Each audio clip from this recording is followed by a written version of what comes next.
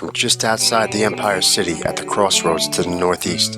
Good morning, good afternoon, and good evening. Wherever you are and whenever you are, this is your premier podcast for all things unknown, not media, and I'm your host, JP.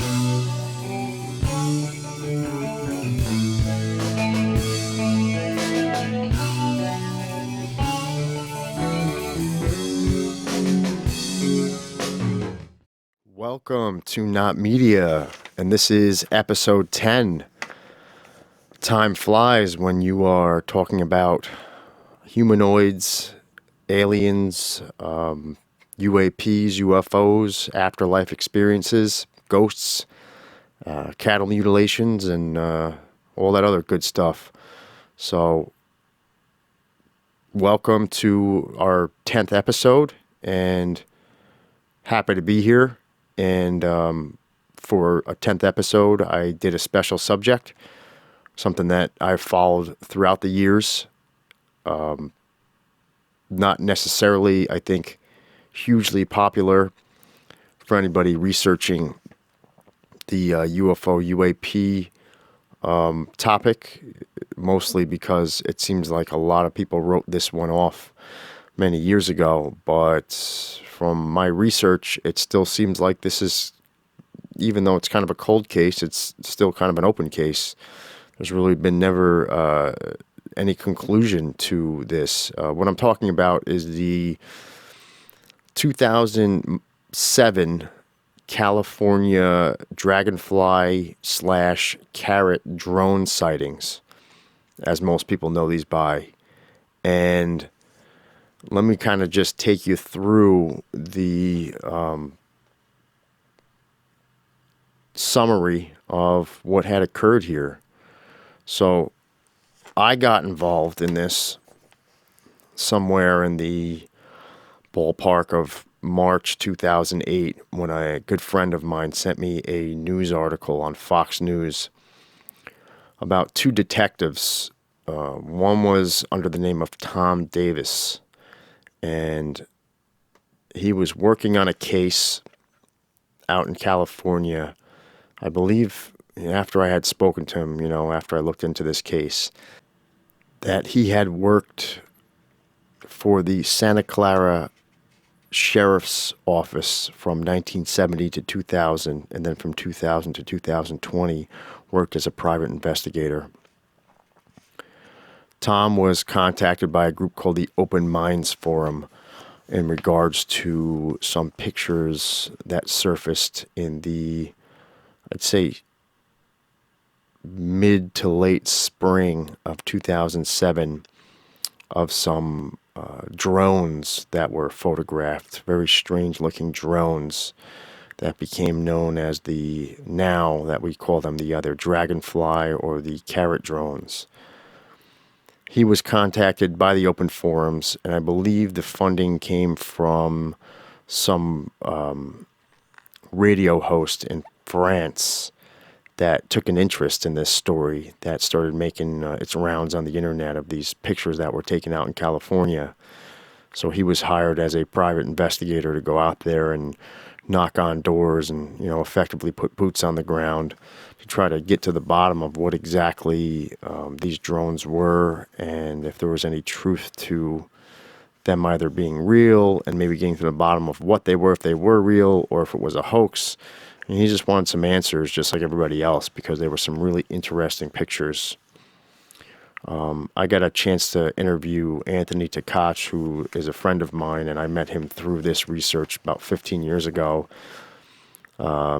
looking into these drone sightings. And Anthony said that, as you'll hear after in the interview I got to do with him in regards to this, is because this kind of went down the list and checked off all the boxes of what people claim they were looking for. They said, we're sick and tired of people taking these real grainy nighttime photos of some unknown light off in the distance and then trying to quantify in some way, shape, or form that this was a UFO. And, it's really convenient that, the only people that get to see these things are people that have some garbage cell phone next to them or, always have some sort of grainy photo or a half-baked story. So In this case, you had high-resolution photos that were taken of these different objects.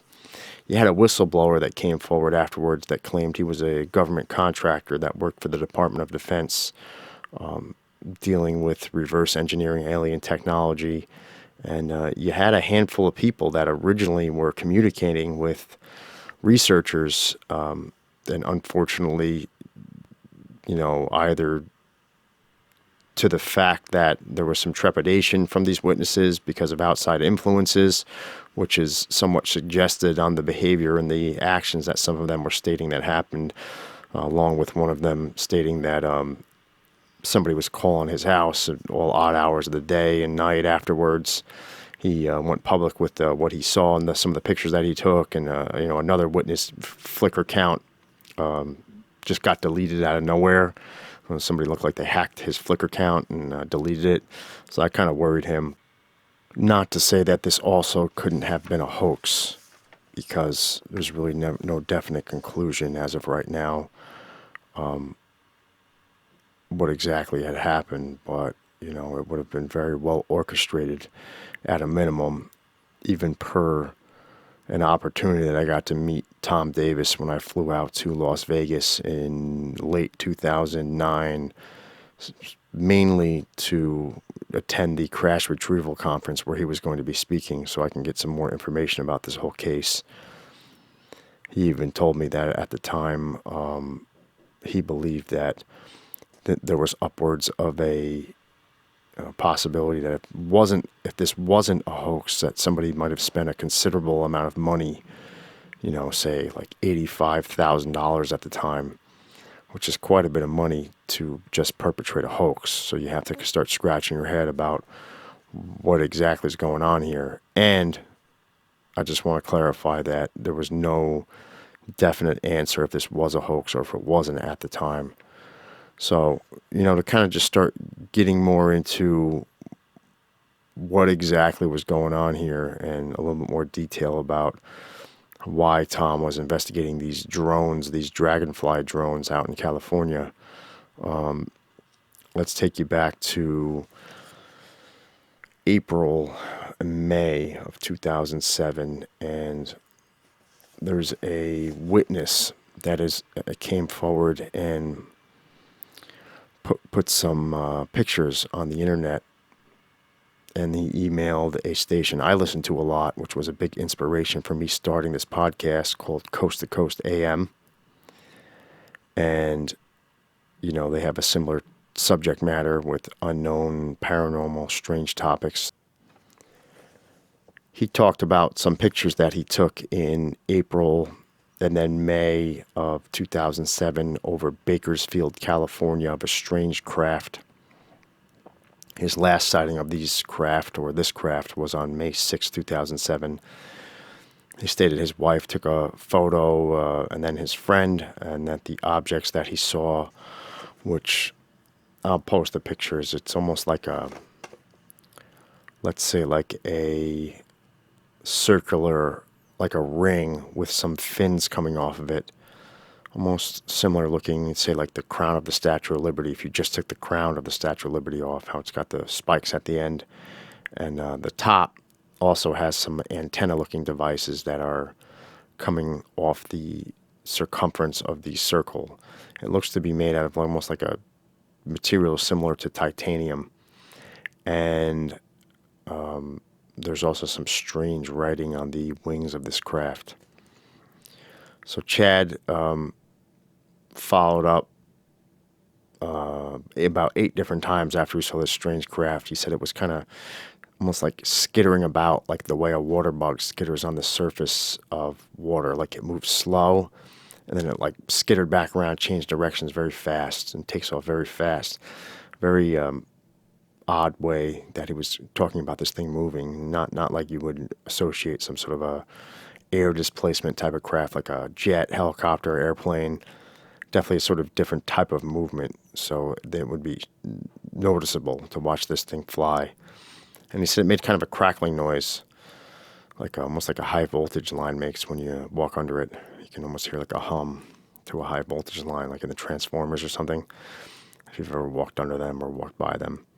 And he, again, he stated like it moved almost like a water bug on the surface of water, which is not really common, not at all common for a helicopter or for an airplane. And then he had headaches the week after, about 4 headaches. And he's not really prone to headaches, so he thought maybe this thing was emitting radiation. He wasn't sure exactly what it was, so he was a little concerned about it. The next sightings that we have, like I said, one of these sightings by Chad, there's a very detailed picture of the underside of this craft, and you could clearly see this type of writing underneath one of the wings of the craft. Then the next sighting that we had was in Lake Tahoe, Nevada. So this was on May 5th, 2007. So it almost seems like these sightings, or this sighting, is concurrent with Chad's sighting, because his first sighting was in April, and then it ended on May 6th, 2007. So the fact that Deborah had a sighting on May 5th, 2007 almost kind of shows us that, like, these sightings are maybe just different people witnessing the same craft around the same time frame. So Deborah took 2 cell phone pictures above Lake Tahoe, Nevada. And unfortunately, the pictures that she had, I think she said she only had like a very low-grade phone. She had access to a better camera, but at the time that the thing flew by, she only had access to a very low-grade type of camera. So she took 2 pictures on a very like grainy, dark-looking photograph. Like I said, the kind of photograph you'd associate with a really low-grade phone camera, like a low megapixels, that you'd have like on a flip phone or something back in like the early to mid 2000s. Real grainy and real pixelated looking.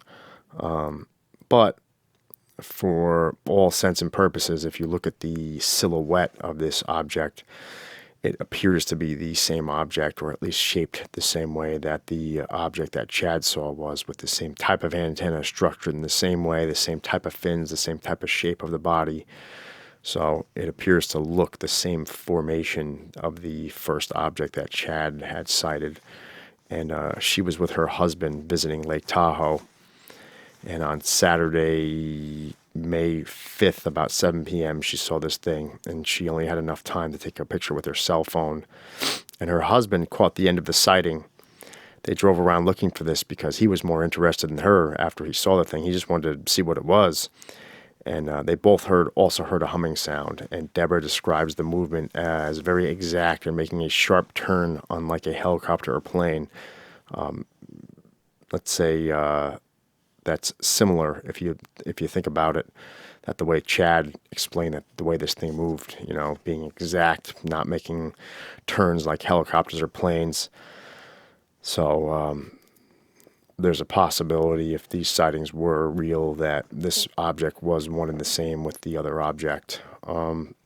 Next sighting that we have is by a man named Rajender Satyanarayana. I do not know how to pronounce that. It's the first time I've heard a last name like that. So I'll just, without any further, I'll just accept that as the pronunciation. We'll call him Raj, because I think they were just trying to keep it simple instead of saying a long name like that 15 times. Raj is the one with the Flickr account, who I guess said after he posted these photos, or sometime after he posted these photos, somebody had deleted or hacked his Flickr account, and kind of scared him, kind of shook him up a little bit. But he had seen these objects, or this object. Let's see, Raj's picture. Well, yeah, I'm looking at the Raj photos right here, and it looks like, from what I see, Raj's photo looks like the same craft that was seen by the other 2 witnesses. Same shape, same size. So for all intents and purposes, it looks like these 3 first witnesses all sort of the same craft. It all looks like the same exact ship. Looks like on Deborah's sighting, I didn't see. Not that it's not there. I'm looking real close. It's kind of hard to see with the photo that Deborah provided, but it looks like there's some sort of a appendage off the ring on the Raj and Chad photos that's not seen on Deborah's photo, and it might just be the angle that this was shot from. There's a possibility of that. I'm trying to look at these different sightings here and see. I'm just trying to compare the amount of fins, the type of craft, because it does appear to be a little different in each photo, come to think of it. Looking at this now, and looks like, it might be a similar type of craft, because in Raj's photos, there's one long fin and three small ones. In Deborah's photo, there's one long fin, two long fins, and then two small ones. So that is different than the other two photos. And then in, let's take a look.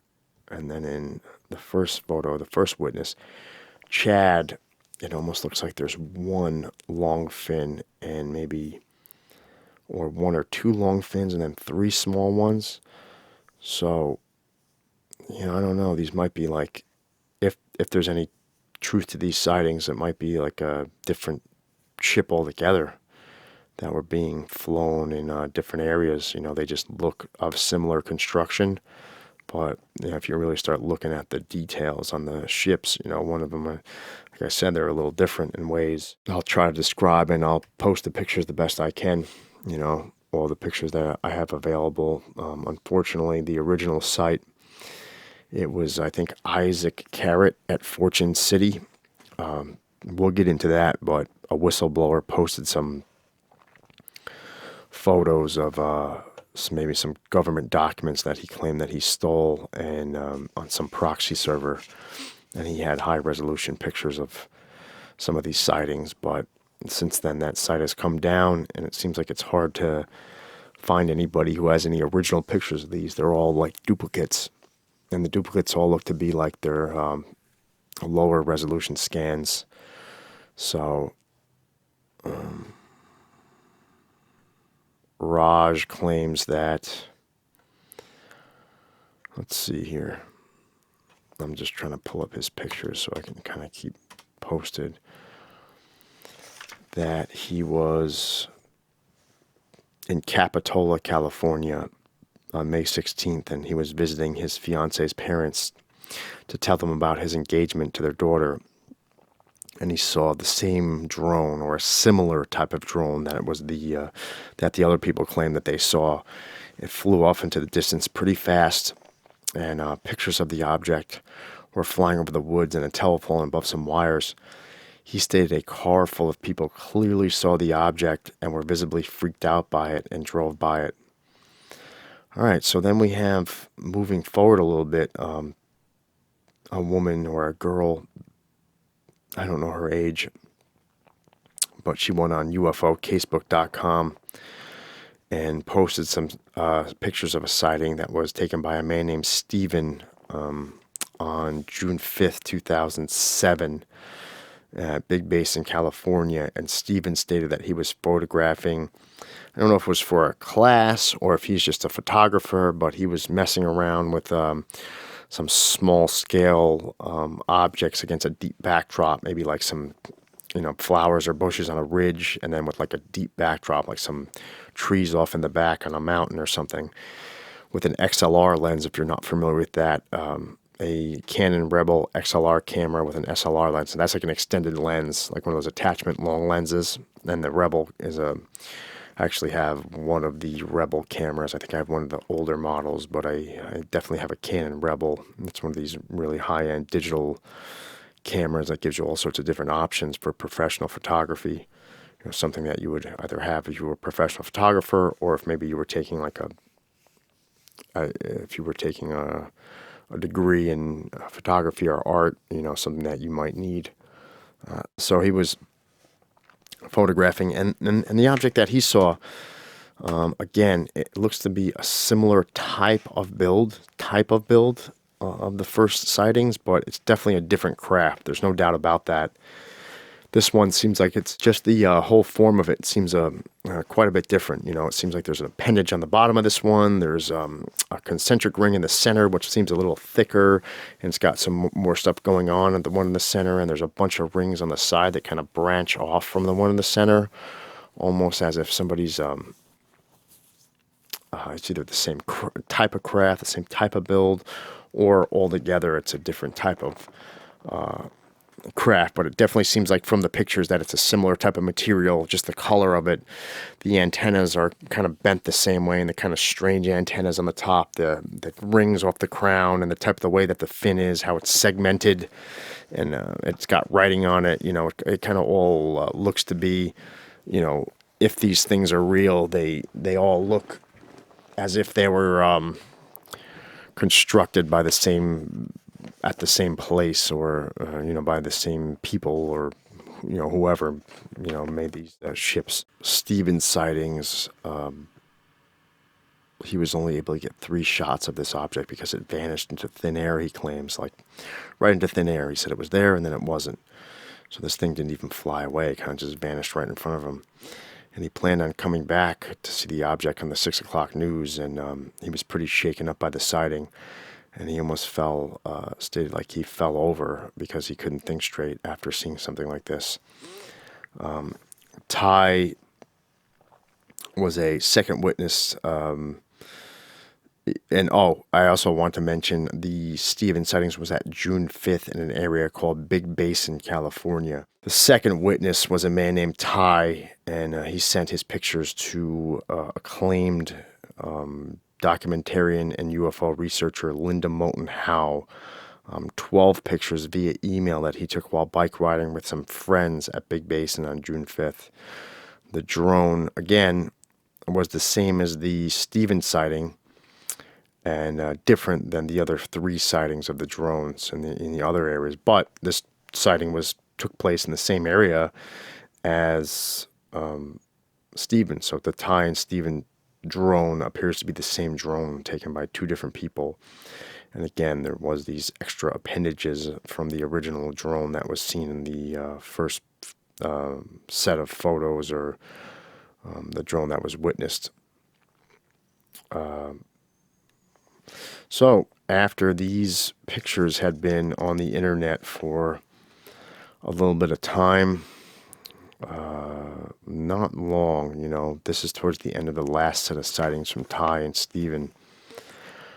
Around the end of June, a man came forward, like I said, on a proxy forum called Isaac CARET, .fortunecity.com. Isaac with 2 A's, and CARET spelled C-A-R-E-T. Claimed to be a ex-contractor for the Department of Defense.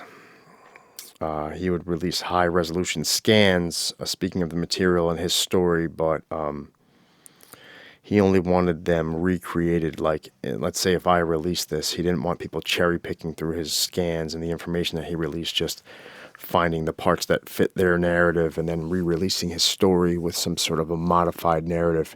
He requested anybody responsibly reporting this story release the documents that he stated in full. So, like I said, we don't even have any conclusion that this is a real person or not, or if any of these witnesses has them now, because after this small amount of correspondence, a lot of these witnesses kind of disappeared into the ether. They stopped corresponding with whoever reached out to them originally. Some of them were corresponding with some UFO researchers, but then eventually all that stopped. So we never were really able to quantify any of these witnesses, and that's a problem. I'll get into that in a little bit, but bottom line is, if Isaac, being the only whistleblower, because he claims he worked with these objects, or at least components of these objects, he requested that anybody that wants to talk about this just release his pictures and documents in full with his story and what he had to bring forward. He didn't want me or anybody else just cherry picking one or two of the pictures and kind of making their own narrative up about what was seen or what wasn't seen. So I will include all of those scans. I'll just kind of put them, I guess when I do my YouTube video of this, I'll just throw the scans up there in the YouTube video, and everybody could try to make of them what they will. If anybody's really interested, I could email them whatever the higher resolution photos are or the scans are, because I still had some copies saved on my computer from years ago when I had such an interest in this. I saved them directly from Isaac's website, and that's how I got the higher resolution scans. But that website has since had no maintenance on it, and it kind of disappeared off into the ether years ago. If you try to access it, it will give you some sort of an error at this point. I think it's just an open website.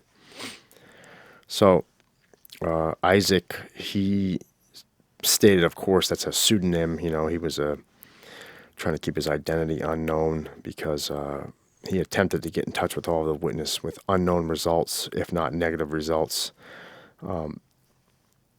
He would like to get some of the truth out there because he figures it could help as many people as he could, but there was a caveat. He didn't want to there was some risk for the Department of Defense and his former employers that he worked at as a subcontractor. So he felt that this could only get narrowed down right now to a group of about 30 to 50 people. So he was relatively safe as long as he didn't come forward with anything else. So his plan was to just release these documents, release his story, and then kind of walk off into retirement and not talk about this anymore. He said the object probably had some sort of a cloaking mechanism. That's why it was able to just kind of disappear right in front of somebody's face like that. Now you see it, now you don't. And that's not technology that anybody here is familiar with, or, even though we're starting to see implementation of the possibility of technology like this. But to my understanding, we don't have any full-scale functional objects that could just be in front of you right now and 1 second later not be in front of you because it's cloaked somehow, or by bending light around it, or changing the color of its skin to the backdrop behind it. So Isaac stated that there was a talent from sources in the private industry such as IBM and Xerox, and he was recruited right out of some sort of a tech school, high-end tech school. I don't know, like something that almost sounds to the likes of like an MIT or something like that. But I don't think he specifically mentioned that school. He just said like a technical school or something like that. I think that's where they were sourcing their talent from, and this was the Department of Defense. That CARET stood for Commercial Applications Research for Extraterrestrial Technology, and he worked at a laboratory called the PACL, P-A-C-L, and it stood for Palo Alto CARET Laboratory. Was hidden in an office building with a fictitious name about 5 stories underground, and the tech was sourced from ETs, and he said that terms like alien or ET were rarely used, and they just used the word like sources. And he goes into discussing the language, and with these complex symbols, where they were some type of programming, where they were imprinted on suitable material, and the presence of certain types of energy. These pieces of hardware would function almost like hardware and software. Isaac stated that the language was extremely complicated because you could not really use letters. So for every new word, there had to be a new character. Like if you say tree or treat or trick, like these would all have to be different characters altogether. You couldn't use the same characters and the same sound. So you would imagine trying to speak a language like that, it would be damn near impossible, almost like impractical. But that's how complicated this language was. And if you look, I'm going to try to pull up what I have here. I have some sort of, in his documents that he released there is something called the Q385 inventory report, and that's coming out of another larger packet of information. That's a smaller part of a larger packet of information, and the title or the code assigned to that is Q486. And this is an educated guess based on the Q486. The release date and the location in Palo Alto, California is December of 86. So it looks like maybe this larger packet was put together in 86, and that's the year. And then the inventory is some items or inventory parts of one of these Dragonfly drones back in 1985. Looks like it might be on a concrete floor, maybe in like a hangar somewhere. But they're the concentric rings that appear to be on these Dragonfly drones, that make up the core structure of the craft, these concentric rings. And there's a bunch of those laid out on a floor. It looks like in black and white photo on a hanger somewhere. And they're labeled. I don't know what the numbers are because that part of the packet's not available, but they're labeled like 13, 14A, 14B, 15, 16.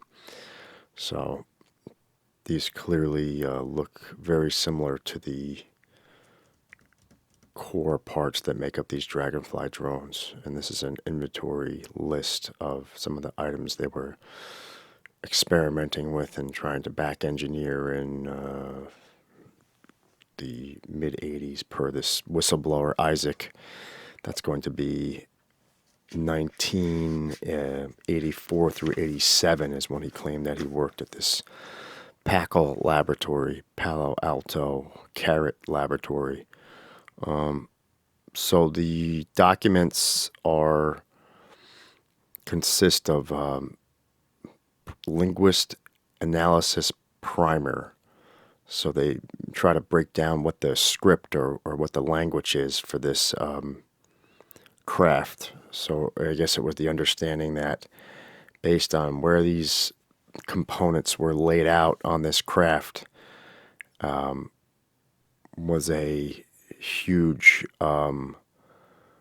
reason for the function of the craft. So that was part of the technology, and apparently it was very important even in three-dimensional space where these were laid out. So these linguist primers, they look very funny as far as how the text and script is laid out. It's got a lot of different characters, like I said, all unique to themselves.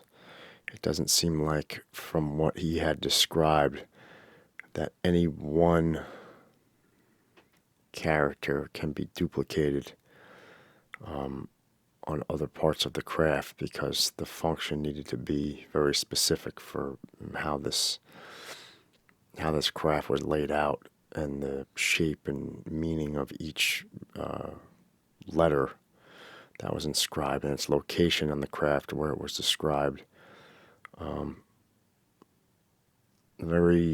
It appears just from looking at it, and without having any sort of an engineering degree, very complicated type of setup. If you just kind of scroll through how each one of these characters are related to each other and how they form and why they form and where they're located and what draws them together, and it's a very unique type of process. If you give it a good once or twice over, and really zoom in on there and look at all the different characters. Obviously, the actual meaning of it is, wouldn't mean anything to you because it's just, so foreign. There's really nothing else to compare it to. Once you see it, it's kind of something that is unique to itself. You've most likely never seen anything like it or will again after this. So that consists of a number of the scans that Isaac supposedly stole when he was working in this laboratory. I guess he said he worked in like middle management and middle to upper management, and through this position that he had worked in at the laboratory, he was able to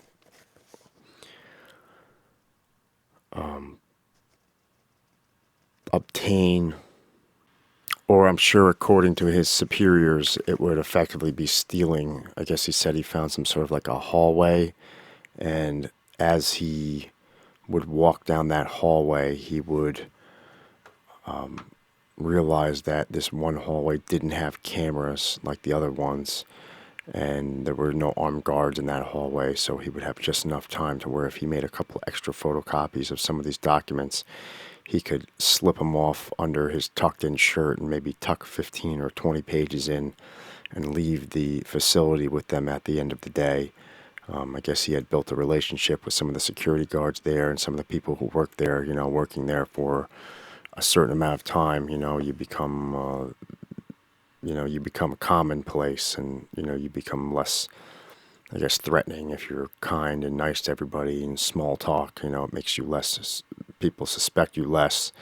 So apparently that's how he claims he pulled this off. He built this relationship with people around him, and he kind of flew under the radar, so he was able to steal over the course of however long he was doing this for, say 200-300 documents, obviously violating whatever sort of oath of secrecy he took, but somewhere in the back of his mind saying that this is the only way. I'll never be able to prove this any other way. If I stop working here, no one's ever going to believe me. Anything I did, it'll just sound like insanity. So, but if I come forward and I could talk about, what exactly I did here, and I could somehow back up, with some proof about, what I did and how I did it, and in his mind, that was kind of like one of the only ways that he'd be able to protect himself, from if he needed to talk about this at some point in the future, like a situation as he came forward. And it kind of, let's see if we just kind of scan forward real quick. And then, all right, just to kind of just give a quick, brief description of the rest of the report, the Q486 research report. And it has a picture of apparently what is referred to in the report as an anti-gravity generator. And apparently there was 2 of them sourced from whatever ship that they harvested these from, 2 I-beams. This is just one of the generators. There's 2 I-beams that were sourced from the ship. One's about 7 inches, one's about 9 inches. They're curved, and when they turn the generator on, these 2 I-beams kind of float up above the generator relative to the generator. The generator itself is like these 2, almost like these 2 separate segments, sort of like kind of circles with these little spikes coming out of them. It's all black type of material, it almost looks like either like a black metal or like a black ceramic, like a shiny type of material. And there's these little 3 appendages and then a spiky appendage coming out of the ends of this generator. Apparently when they turn it on, these I-beams float up, and if you were to grab the I-beams, the whole generator would move with the I-beams, like the whole thing becomes one unit, even though you could pass your hand through where the I-beam is in the generator freely. It would pass right through it. You could pick the whole thing up. So it's some sort of a device that works spatially and distant to the generator. And they said it has a couple different modes. Then the report kind of goes into the different processes, the overview, what extraction is, how to harvest, functional purpose of extraterrestrial technology, and then make a couple working prototypes. You have to be able to make at least 3 working prototypes to effectively extract the technology. Talking about extracting the technology from these artifacts and making it usable. So,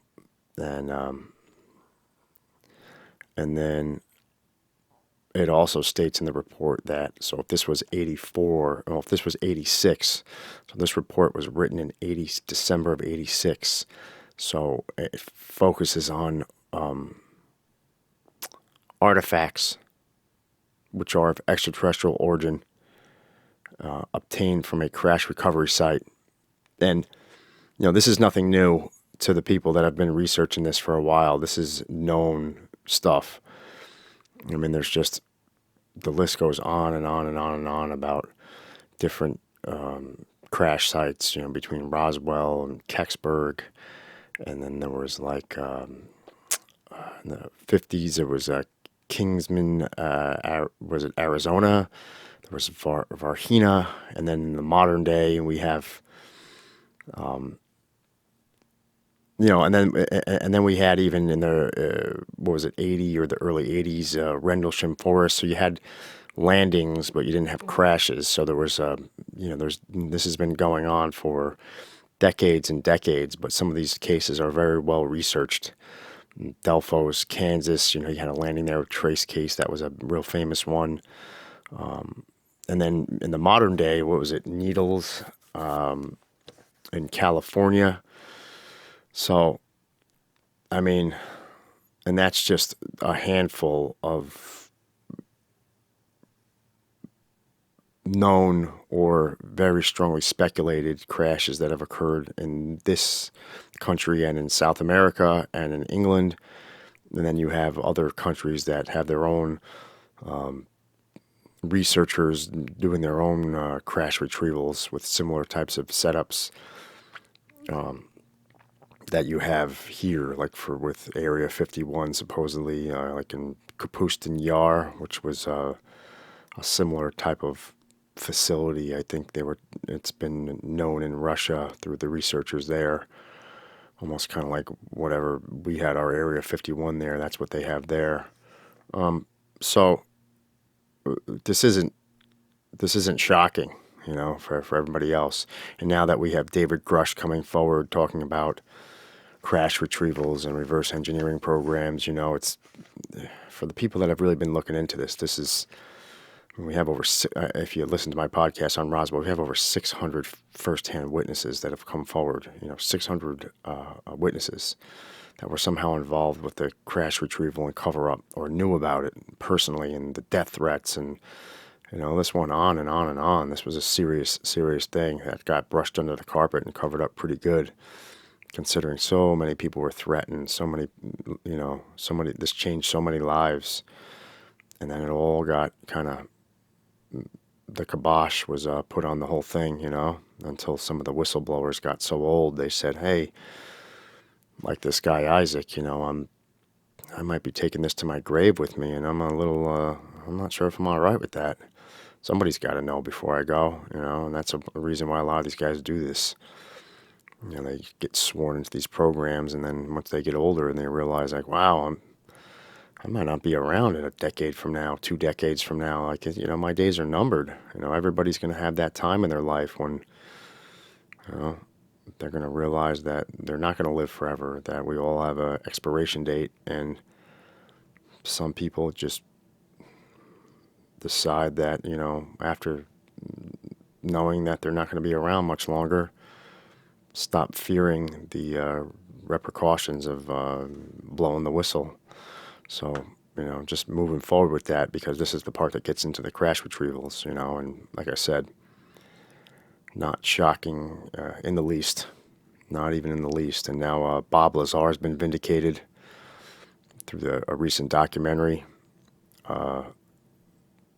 him knowing information that has come out within the past 3 decades, and he was talking about this in 1988, 1989, So, and the whole time, the rest of the world was laughing at him and calling him a fraud and a hoax. So, never changed his story after, over 3 decades. And, a lot of information has come out that has vindicated a lot of what he said. So, it looks like if you really followed his story, that the guy was telling the truth the whole way through. So, not super shocking that this report from December of 1986 is stating all were based on artifacts of extraterrestrial origin obtained from crash recovery operations conducted during the last 2 decades within the continental United States. So, I mean, this engine, these generators could have been harvested from the Kecksburg crash. You know, that would effectively put it within the same time frame. I think the Kecksburg crash, I mean, I'd have to go check the exact date of it again. I thought it was approximately the mid 1960s. So, which would effectively put this time frame right there. So for all we know, that whole mess and that whole cover up and with the Kecksburg crash in Kecksburg, Pennsylvania, might have yielded some of this technology or been the source of it. I mean, they're just not going to go into that sort of detail because obviously then it would give credence to other situations that have been. There's been a extensive amount of effort to make a cover up. So the items were a personal anti-gravity generator, so named for its portable size, three-dimensional image recorder projector. Man, they didn't really go much into that. Three-dimensional image recorder and projector, huh? Yeah, they didn't really go much into that here. It looks like this guy only really dealt with the language, so he didn't really go much into whatever that item was. And a complex system of symbols and geometric constructs capable of both defining the functionality of certain artifacts as well as manipulating their behavior, crudely analogous to a computer programming language, but without the need for compilation or interpretation phase. So yeah, just like the whistleblower Isaac said, he stated that, how this script was placed and how it was ingrained and what three-dimensionally, how it was programmed into this metal or whatever this other material was, unless there was some sort of something going on inside this metal, that reflected the script. I mean, I just don't have enough of that information available, but and they're stating, then they go into a little bit of history about these crash retrievals and a lot of this anti-gravity technologies are the number one thing that they're finding in these ships. It seems like it's a different technology per source of where they get this from. So, and they go on to talk about the generator and how there's no beams or rivets in the ship, and that's how they use this engine to kind of control, like, say, for example, like opening a door and shutting a door. It could have multiple functions other than just giving the ship anti-gravity. They could be used to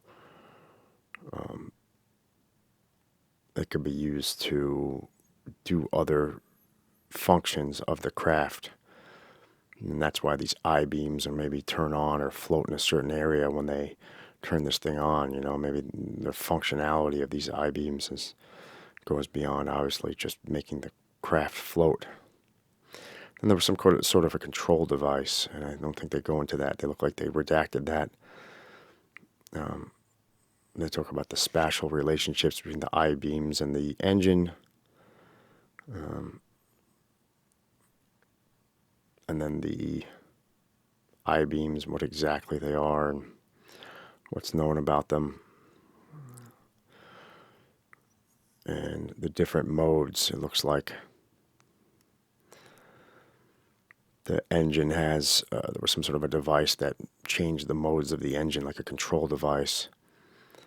And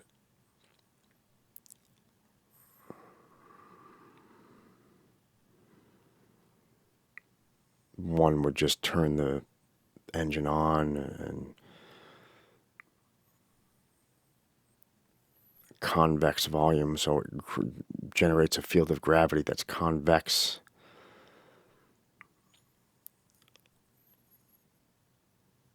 And can change its strength. And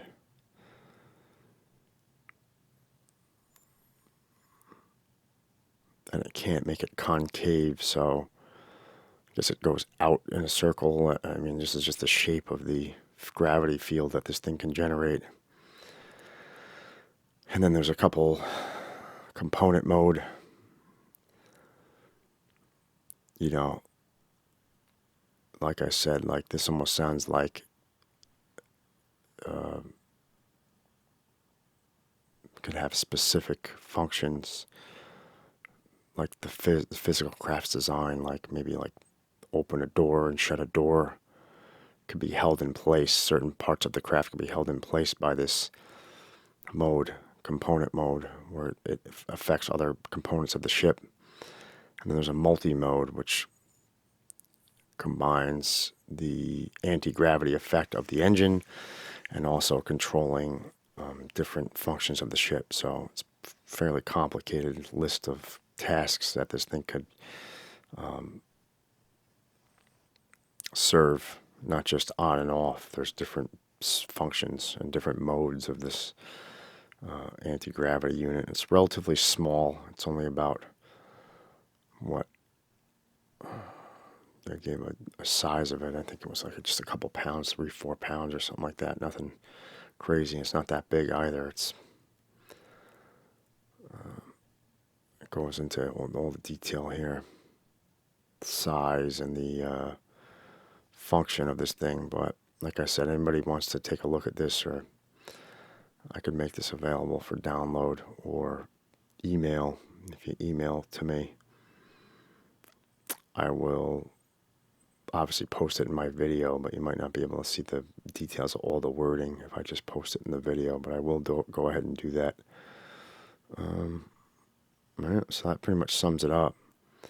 And a lot of the last couple pages are redacted. They don't talk about whatever this last device is, this control device. It seems like they don't want to talk too much about this, maybe too much information. Like the guy was saying, they redacted a lot of the information for whatever reason. They didn't want them knowing about it. So that pretty much sums up his story. And let's see what else I have here. He finished by saying, "It's a big world, and these are complicated issues. A sense of humility and the admission we don't know everything is one of our greatest assets."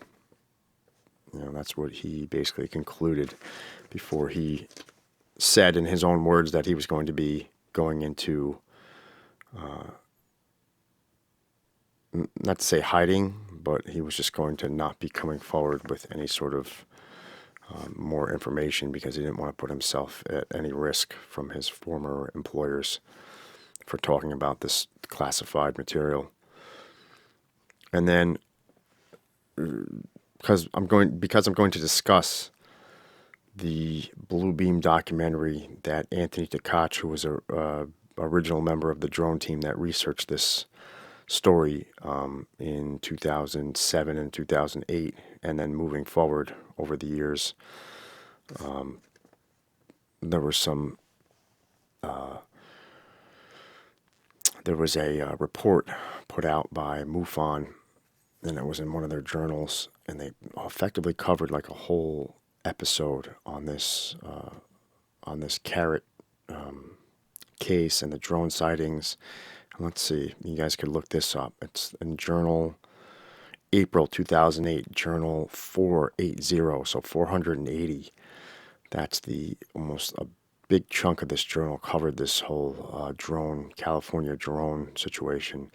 And, you know, I remember back in 2007, 2008, I was a little bit angry about how they handled this, because I felt like, oh, well, they basically just tried to dump water on it. You know, there could be some truth to this, and they're not really giving it the credit it deserves or whatever for being such a good case. This is kind of like a one-of-a-kind type of case. It's got, the multiple witnesses. It's got the high-resolution scans. It's got the whistleblower. It's got the pictures. I mean, high-resolution pictures. I mean, everything kind of adds up to the case, the trifecta of the case everybody's been looking for over the years to prove that this has been going on. And after reviewing it, just before we get into my interview with Anthony Tkach, I'm kind of back backing off quite a bit. At the time I was so immersed into this and I wanted to believe it so much. I even got some of the script tattooed from one of the tattoos I have, like a tribal style tattoo. I got some of the writing tattooed. And this is problematic, this case, because just it really comes down to something they discussed in the journal, and it's witness non-repudiation, and basically verifying that a witness is beyond reproach, and as far as their identity goes, and for their story. And that's the problem with this case. Did the witnesses go back into disappear into the ether of the world of the internet, or go into hiding, as far as coming forward as witnesses, because they were being harassed, and because Raj's Flickr account got canceled, and maybe like one of the witnesses stated he was getting phone calls at all odd hours of the morning, and somebody would hang up after he'd answer the phone.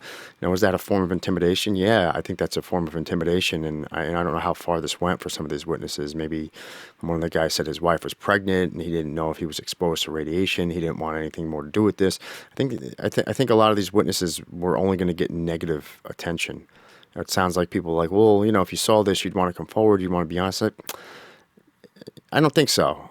I think I've studied this long enough to know that you actually wouldn't really want to come forward, especially in 2007, 2008.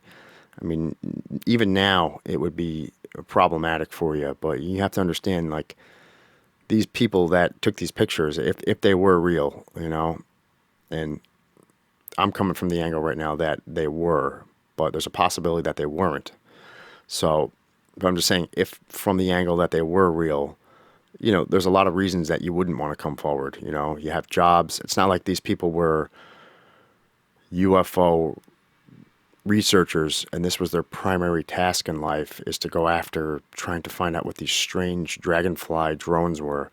These were just regular people going through life, going through the gamut of life, trying to get married to their significant other, trying to start families, trying to further their careers, the things that most normal people are doing with their lives, just getting on, keeping on, moving up the, chain or wherever you're working at, maybe getting a promotion, starting a family, seeing your kids grow up, being happy, enjoying your family and friends, the things that most of us like to do, most productive people in this world want to do. It's kind of like a common theme in all humanity, You want to live a fulfilling life. So my take is that, if these, more than likely, these people were just people just living their lives, and all of a sudden, out of nowhere, they see something very, very, very strange that completely sidetracks them, or, blindsides them from the reality that they understood about this world. And I think that's what happens a lot of times in these incidents where, somebody sees something that just completely boggles their mind. And certainly if you saw one of these Dragonfly drones, these are the type of things that would make you feel that way. Very, very strange looking craft with very strange behavior. And it kind of, especially when you don't know what it is, there's really, at the time these guys had the sightings, this was before Isaac came out. And then maybe even after Isaac came out, it would make it even worse, because now you're like, well, I didn't know what I was looking at. And now all of a sudden I realize what I was looking at is some sort of a top secret experimental reverse alien engineered drone. I mean, there's the Department of Defense is involved in this. There's probably boatloads of money and tons of national security. Like, I start locking horns with these people, it's not going to go good for me. And I can already see the writing on the wall. Like, I'm not going to win this one. And, so, I don't think you have to be like a rocket scientist, just a little bit of common sense in life to kind of get the vibe where you'd be at if you were one of these witnesses. Would you really want to put it all on the line for what? So your friends and your family and the people at your work, you can be getting harassed the more public you go. And a lot of it's going to be negative, You think that there's going to be any sort of like books that you're going to write about a story like this? It's you know. So the risk of coming forward and being a strong witness in a case like this is, it almost doesn't add up to the reward. It's almost going to be, you're taking more of a risk, and you're going to, especially if you're just somebody trying to live a normal life, you're catapulting yourself into a tumultuous, unknown situation where you're going to be judged, and you really have nothing else to back it up other than your word, and you know that, and maybe in a picture. So the attacks are going to be coming left and right and up and down. So like I said, I'm not shocked that a lot of these people just kind of stopped communicating. But at the same time, let's just flip the coin from the other angle.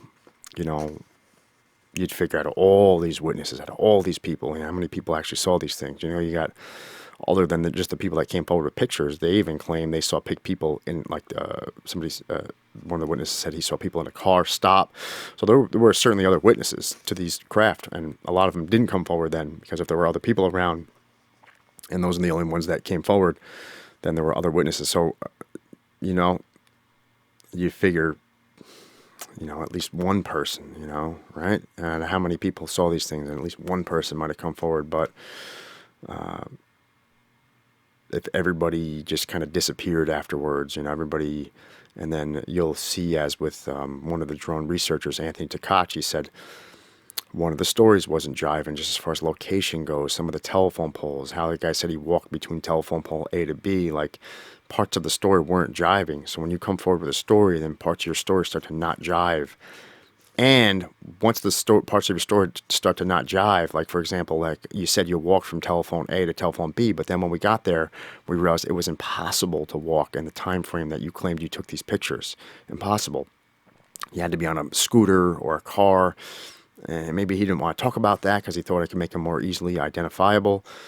Who knows? But when your story doesn't start adding up, and you're not even making yourself available to refute that evidence and say, hey, well, this is why, I know it sounded like this, but the reason, what I could explain it, it makes sense if I re-explain it, you would at least be able to back up your story and say, hey, I know, I get what you're saying, but here's why it doesn't make sense. So,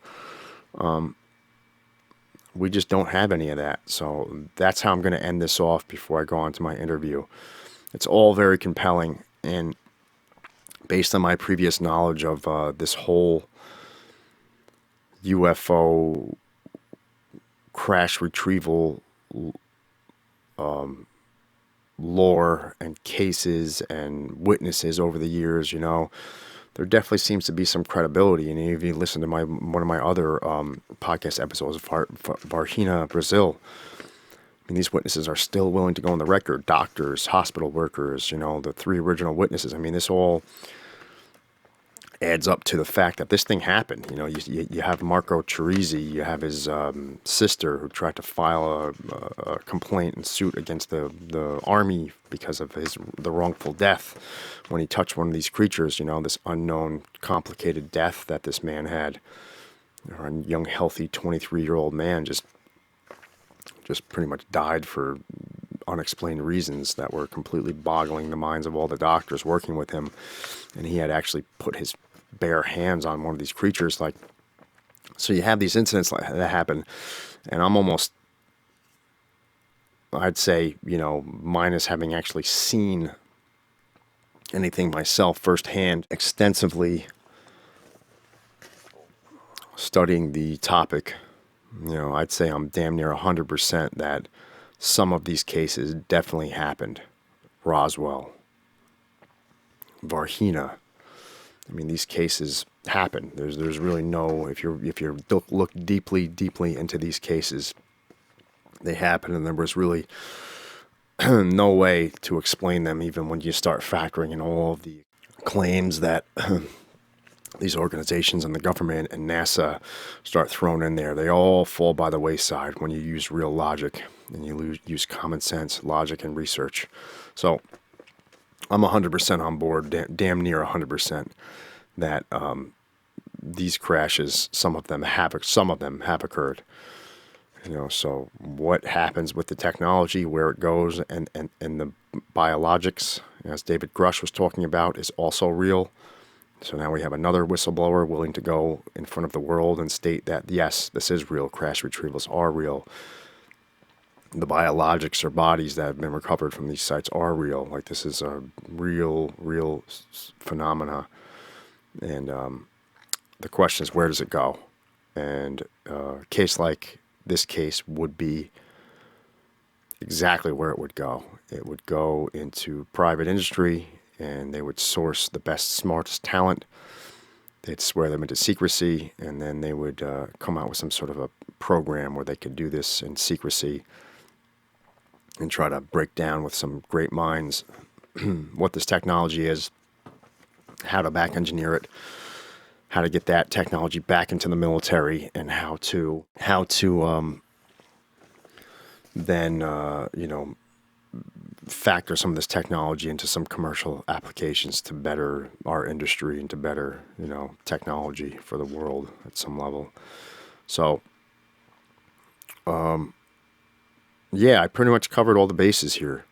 So I'm gonna leave it off with this. I'm just gonna leave my final word with this case, stating that even though this is all very compelling, and at some level, like they say, like, I want to believe, like, it kind of checks off all the boxes for what it should be, or like what you would, there has to be some sort of programs like this. There has to be, like, what would be all the use for all the secrecy? There's got to be some programs where they're trying to study this technology and trying to make some use of it. This CARET program would certainly be the way. If you had to orchestrate something like this, it would, if it was your responsibility to figure out like how this technology works, this would almost be the exact way to do it right here. So, with that said, this is extremely problematic. No witnesses, even with all the talk of all this photographs and everything. Like Mufon said, witness non-repudiation. Unless one of these witnesses wants to come forward and give their true identity and go on the record, then we don't have anything. As far as Isaac goes and all those documents, even though that it jives with, as far as definitely lining up with the sightings that these people were having and his work in the secret government program, again, he chose to remain anonymous, even though he brought a name forward. That's not his real name. So no matter how good the information he brings forward is, unfortunately, it has to be taken with a huge word of caution. All this, we have no witnesses right now. Nobody has come forward to the point where we can verify 100% that these are real people and they really had a sighting, or Isaac is a real person and he really worked for the government. So all we know, this could have been one very well orchestrated hoax. So it's really, I would say it's really up to the user. They say, like, caveat emptor, and that's what they say in Latin, and it stands for "let the buyer beware."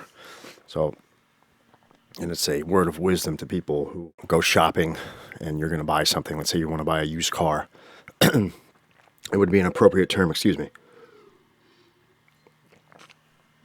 After all this, my hour and 45-minute interview with Anthony and my over plus hour here editing, my voice is starting to give out. So I'm just going to leave it at that. Like I said, caveat emptor, let the buyer beware. You go to a used car lot and buy a used car.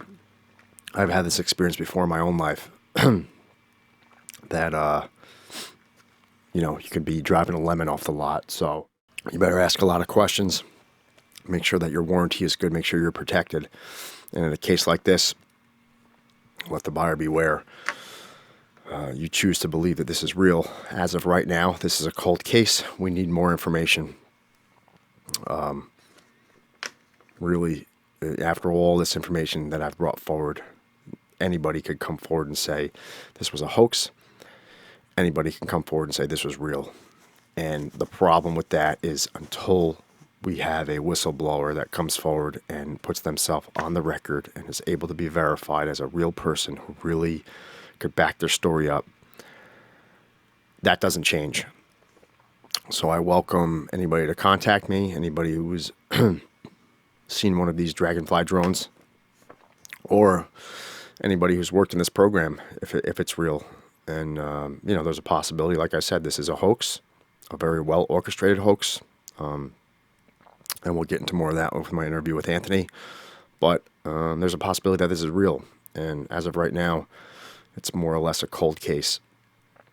And without any further people coming forward and going on the record and taking some risk with their names and identities, then we just have a lot of really compelling information that has come forward. So either way, this whole Dragonfly drone, CARET drone sightings in California and all the information that's come forward makes for a really interesting and compelling story. And hopefully somebody else can come forward and try to make some more sense of it.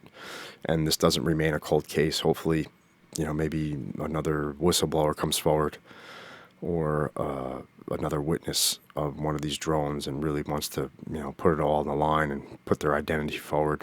And at some way, shape, or form, we'd be able to verify some of this information.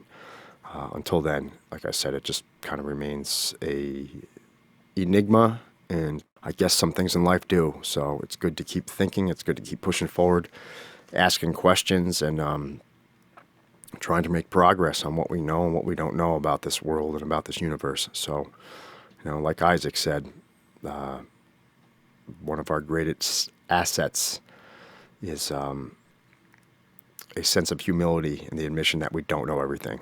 So, and that is one of the reasons why I started this podcast, and I'm going to stick with that. I'm not going to sit here and claim that I know everything, especially when I don't. And I think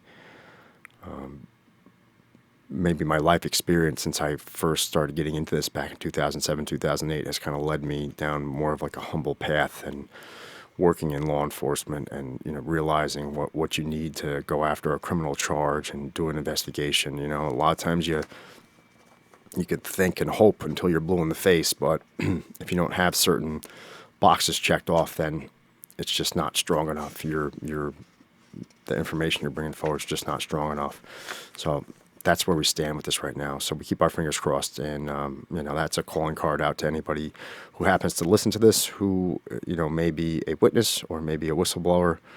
I'd love to speak with you, but until then, we are going to listen to my interview with my good friend Anthony Tkach. I'm going to put that at the back end of this segment, and so we can kind of group it all together. And I appreciate everybody for listening, all right? Everybody stay well. Thank you all for listening to this episode, and thank you everyone who has chosen a life of service. This is not just military, fire, police, and EMS, but also anyone who has taken their talents and passions and used them for the service and betterment of others and this world. I'm not saying goodbye. I'm saying until next time. This is your host, @NotMedia, JP signing off. Stay well, everyone.